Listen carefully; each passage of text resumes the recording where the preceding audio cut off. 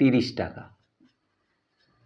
তার মানে ওই কলমটার ক্রয় মূল্য কত টাকা? 30 টাকা। তাহলে 30 টাকায় কিনে সেই কলমটা 33 টাকা 60 পয়সায় বিক্রি করা হয়েছে, যেখানে তার 12% লাভ হয়েছে। যে কলমটার ধার্য মূল্য ছিল 36 টাকা 50 পয়সা, সেখানে 2 টাকা 90 পয়সা ছাড় দেওয়া হয়েছে। Guide and support math education ক্লাসে সবাইকে স্বাগত জানিয়ে শুরু করছি আজকের অঙ্কের ক্লাস। আজকের ক্লাসে থাকছে দশম শ্রেণীর কোষে দেখি 10.1-এর লাভ ক্ষতির একটা ইম্পর্টেন্ট অঙ্ক, 15 দাগের অঙ্ক। আজকে ক্লাসের অঙ্কটা মূলত কলমের ওপরেই অঙ্ক। অঙ্কটা ভীষণই ইম্পর্টেন্ট অঙ্ক, প্রায়ই পরীক্ষাতে আসে, সুতরাং আজকে ক্লাস থেকে অঙ্কটা তোমরা ভালো করে বুঝে নাও। দেখো, ক্লাস 10-এর কোষে দেখি 10.1-এর 15 দাগের অঙ্ক আছে। একটি বিশেষ ধরনের কলমের ধার্য মূল্য 36 টাকা 50 পয়সা। রফিক চাচা শুভমকে একটি পেন 2 টাকা 90 পয়সা ছাড় দিয়ে বিক্রি করে 12% লাভ করলেন। যদি ওই ধরনের আরেকটি কলম মিতাকে 34 টাকা 50 পয়সা বিক্রি করেন, তাহলে তার মোটের ওপর শতকরা কত লাভ বা ক্ষতি হলো তা নির্ণয় করি। দেখো, ক্লাস 10-এর কোষে দেখি 10.1-এর আজকের ক্লাসে 15 দাগের অঙ্ক। এই 15 দাগের অঙ্ক মূলত লাভ ক্ষতির ওপরে অঙ্ক। লাভ ক্ষতি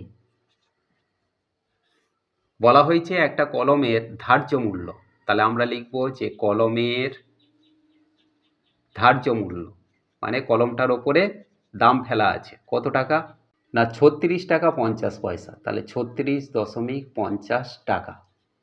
সেই কলমটা 2 টাকায় 90 পয়সা ছাড় দিয়ে বিক্রি করা হয়েছে, তাহলে আমরা লিখব যে ছাড় কত টাকা না 2.90 টাকা। এই টাকাটা ছাড় দেওয়া। তাহলে কলমের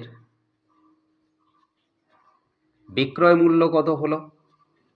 বিক্রয় মূল্য দেখো 36 টাকা 50 পয়সা দাম ফেলা আছে, 2 টাকা 90 পয়সা ছাড় দেওয়া হয়েছে, তাহলে এখানে আমরা 36.50 মাইনাস 2 টাকা 90 এটা বিয়োগ করব।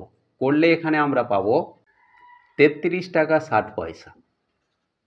তাহলে 33.60 টাকায় কলমটা বিক্রি করা হয়েছে। এই কলমটা এইভাবে বিক্রি করায় তার 12% লাভ হয়েছে, তাহলে আমরা লিখব যে 12% লাভে কলমের ক্রয় মূল্য। তাহলে ওই কলমটার কেনা দাম কত ছিল আমরা সেটা বের করে নেব। তার মানে কলমের বিক্রয় মূল্য 12% লাভ মানে 112 টাকা হলে ক্রয় মূল্য কত টাকা? 100 টাকা। তাহলে কলমটার বিক্রয় মূল্য 33 টাকা 60 পয়সা হলে তার ক্রয় মূল্য কত? তাহলে এটা আমরা এইভাবে ক্যালকুলেট করব যে 100 গুণ বিক্রয় মূল্য 33.60 টাকা বাই 112 টাকার ওপর। তাহলে 112 গুণ, এখানে আমাদের পয়েন্ট তুললে হবে 100, তাহলে নিচের 100 ওপরের 100 কেটে গেল। এই 112 আর 3360 এটা কাটাকাটি করলে আমরা এখানে পাবো 30 টাকা। তার মানে ওই কলমটার ক্রয় মূল্য কত টাকা? 30 টাকা। তাহলে 30 টাকায় কিনে সেই কলমটা 33 টাকা 60 পয়সায় বিক্রি করা হয়েছে, যেখানে তার 12% লাভ হয়েছে।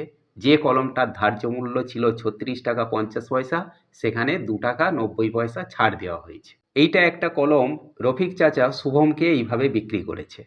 এরপরে দ্বিতীয় যে কলম, তাহলে দ্বিতীয় কলমটা এটা মিতাকে বিক্রি করেছে। তাহলে দ্বিতীয় কলমের বিক্রয় মূল্য কত টাকায় বিক্রি করেছে মিতাকে না 34 টাকা 50 পয়সায়, 34.50 টাকা। তাহলে এই দ্বিতীয় কলমের ওপর লাভ কত হয়েছে? লাভ হয়েছে 30 টাকায় কিনেছে, কিনে 34 টাকা 50 পয়সায় বিক্রি করেছে, তাহলে বিক্রয় মূল্য মাইনাস ক্রয় মূল্য। তাহলে এখানে আমরা দেখতে পাচ্ছি লাভ হয়েছে 4 টাকা 50 পয়সায়, 4.50 টাকা। তাহলে এই কলমটায় শতকরা লাভ কত হয়েছে? তাহলে শতকরা লাভ, শতকরা লাভের সূত্র কি না লাভ বাই ক্রয় মূল্য ইন্টু 100। তাহলে লাভ কত হয়েছে? 4 টাকা 50 পয়সা, তাহলে 4.50 বাই ক্রয় মূল্য কত টাকা? 30 টাকা ইন্টু 100। এবার এই যে পয়েন্ট তুললে নিচে আমাদের 100 থাকে, এই নিচের 100 আর ওপরের 100 কেটে যায়, তাহলে এখানে আমরা 100 ইন্টু 30 করব। এই 100 100 কেটে গেল, আর 30 450-এর সঙ্গে কাটলে 3 15 45, তাহলে 15%।